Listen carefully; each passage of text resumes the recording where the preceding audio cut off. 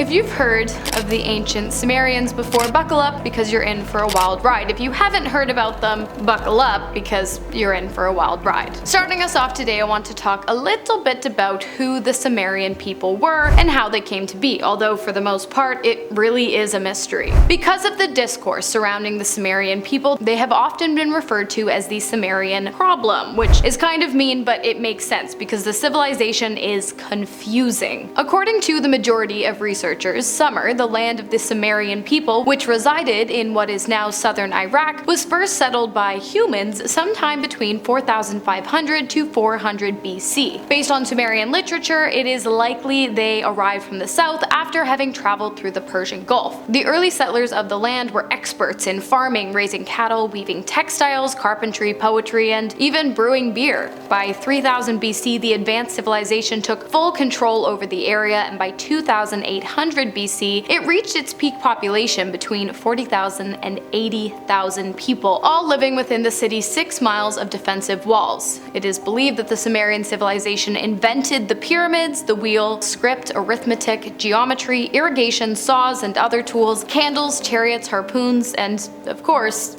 beer. Now, a lot of people wonder how the Sumerian people could have possibly been so incredibly advanced, and how they could have alone created the majority of concepts that have allowed societies to function and thrive to this day. Because if the history is true, without the influence of the Sumerian people, we probably wouldn't be here. So how the heck did they do it? Well, there's a theory, but I'm not sure how many of you are going to like it, and how many of you actually clicked on this video to talk about the very thing. It's the Anunnaki, which some people believe to be a group of otherworldly deities that look and sound like you and I, but carry a much higher level of intelligence. And it is also believed that they came to Earth from the Pleiades star cluster, enslaved and altered the DNA of the Sumerian people so that they may achieve a higher level of intelligence in order to properly serve the Anunnaki on Earth, but not a level of intelligence so high that it would allow the Sumerians to surpass the knowledge of the Anunnaki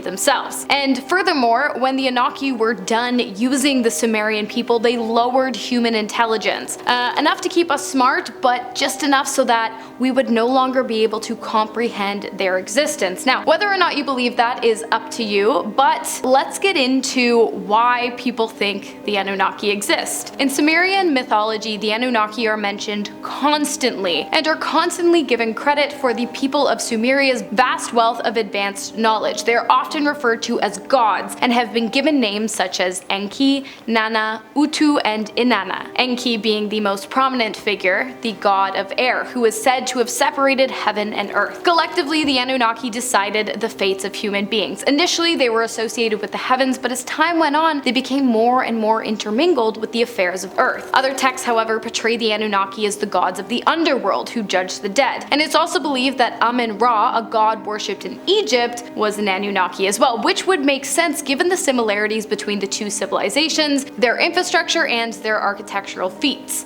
For a more in-depth description of the Anunnaki's history and a complete deep dive into the conspiracy that they are alien beings that created the earth in their image through the alteration of human DNA and consciousness, you're gonna want to check out Billy Carson, but after this video of course, because you've got to learn a bit more about the Sumerians before you do. Alright, so now that we've got the background down, let's talk about the achievements, specifically the achievement of the construction of the Great Ziggurat, one of the first, if not the first pyramid to ever exist. Although it looks much more like a fort than a pyramid due to erosion over time, the ziggurat is still the most distinctive architectural invention of the ancient Near East. It has 4 sides that rise up to symbolize rising to the realm of the gods, just like pyramids built by ancient Egyptians and by the Aztecs and the Mayans. There are actually multiple ziggurats scattered around what was once ancient Sumeria, now Iraq and Iran, in incredible condition, a testament to the craftsmanship and capabilities of the ancient civilization. The structures were likely built to be temples, but how they were crafted in a time that predates the construction of the Egyptian pyramids, another major mystery. It's beyond scientific, archaeological, and historical comprehension. Unless, of course, they had help from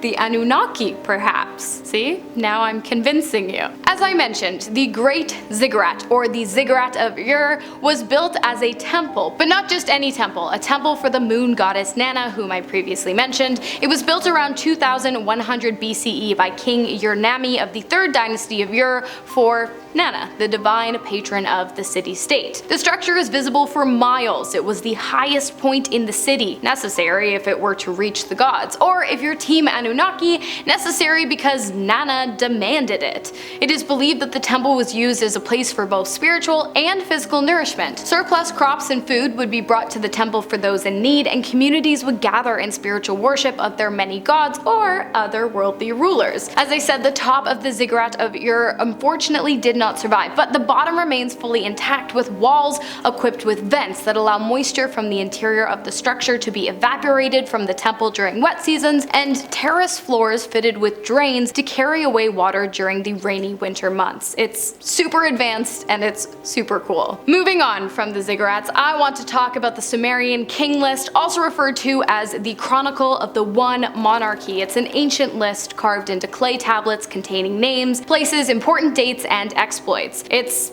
also a bit of a mystery. Many historians believe that the purpose of the list was to legitimize rulers in the various cities of Sumeria during the late 3rd and early 2nd millennium BC. The list also speaks of important historical events that had a large impact on the Sumerian people, including the Great Flood of Gilgamesh, which I will get to later. Unfortunately, much of the text is missing, as the entirety of the king list has yet to be found, and so there are many secrets still hiding within the script that have yet to be deciphered, found, or revealed. So yes, the majority is yet to be found, but what was found was a pattern. The majority of the rulers listed are male, which makes sense. I mean, it's called the king script, and it was written sometime between 4500 and 2000 BC. There is, of course, one standout. The queen. One queen, the only queen as far as we know, Queen Kubaba. And she is said to have ruled Kish, a city in Sumeria, for 100 years during its 3rd and last dynasty, likely sometime around the 25th century BCE. So not only was the Sumerian civilization as a whole highly advanced, apparently, their women lived incredibly long and prosperous lives as well. According to ancient scripts, Sumeria under the rule of Kubaba was peaceful and prosperous. Here's the thing, the mention of Kubaba on the king list questions the authenticity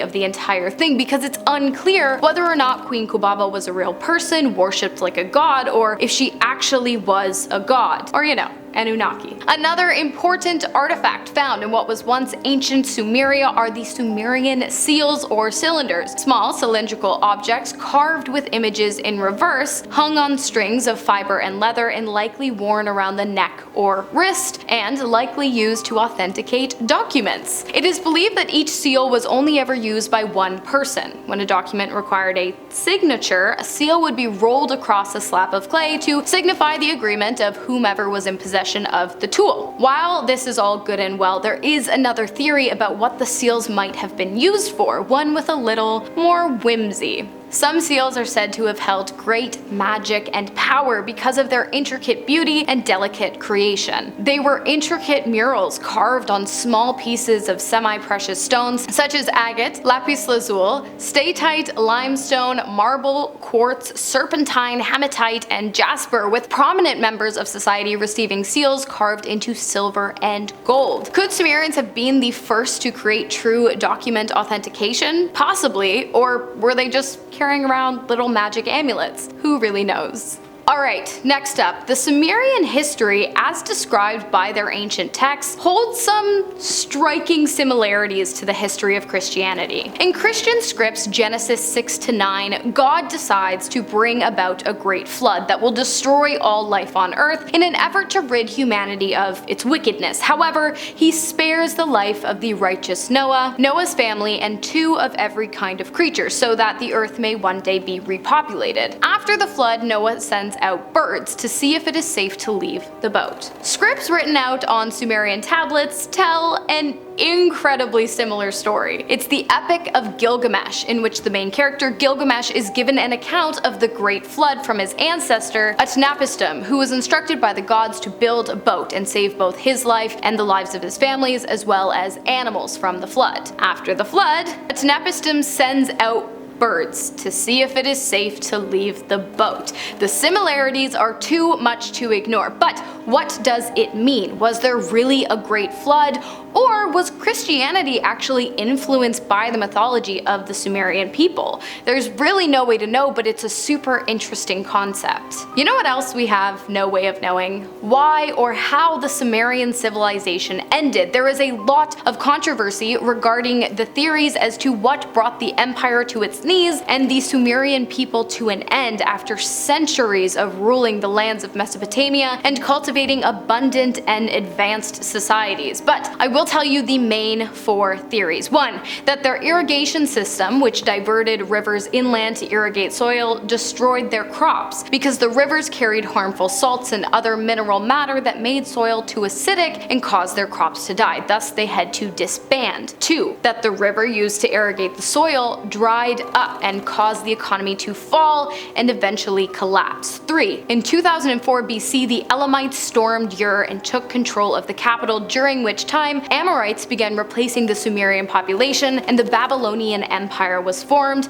And 4. A combination of all 3. Of course, however, there is another theory that is not so well received in the historical field, but might be well received by many of you, and that is that the Anunnaki was done with the Sumerians, for they had served them as much as they could, and so these otherworldly beings dumped the people of Sumeria and left them and their empire behind to crumble, and the existence of the Anunnaki to be forgotten. Until now, that is. Alright you guys, that was a super interesting video to do. I've been hearing a lot about the Anunnaki recently. I had done some research on them before this, but getting into it was really cool. If I missed anything, if you have any points that you'd like to share, let's get a discussion going in the comments. I will be sure to check them out. I've been your host, Hannah Thompson, and I look forward to seeing you in our next video.